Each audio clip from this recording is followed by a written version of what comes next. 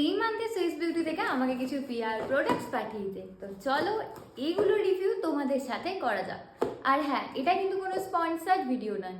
Last মান্থে Swiss beauty থেকে আমাকে কিছু কিউট কিউট প্রোডাক্ট পাঠিয়েছিল, সেটা রিভিউ আমি তোমাদের সাথে করেছিলাম। আর আজকে এই বক্সে কি কি আছে সেটা রিভিউ আমি তোমাদের সাথে করব।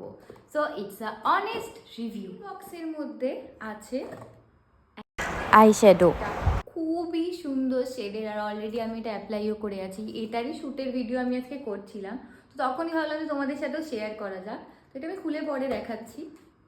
আচ্ছা, আর পেয়েছি যে সুইস বিউটির মাস্কারাটা, এটা তো খুব ফেমাস, মোস্টলি সবাই ইউজ করে। আচ্ছা, এটা হচ্ছে ব্লাশ, এটাও ওপেন করে দেখাবো। এটার একটা জিনিস আমার খুব ভালো লেগেছে। আর ওরা পাঠিয়েছে আমাকে এই কাজলটা। So at first I would like to talk about this eyeshadow palette. এটা আমার ফেভারিট হয়ে গেছে। এটার যে প্রত্যেক কটা শেড অ্যামেজিং শেড, মানে আমার না খুব নিউড টাইপের শেড ইউজ করতে ভালো লাগে। আর নিউড আর shimmery, I am not saying that glittery, but nude আর শিমারি।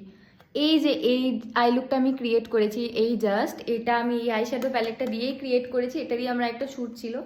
Amazing formula. এই প্রত্যেকটা কালার তোমরা জাস্ট দেখো, এটা না মানে আই ইউজুয়ালি থিঙ্ক লাইক আমার খুবই একটু সাটেল মেকআপ পছন্দ হয়, তো এটা যাদের একটুখানি সাটেল মেকআপ পছন্দ হয় বা ফুল, এটা শেড হচ্ছে blooming rose. It's very nice.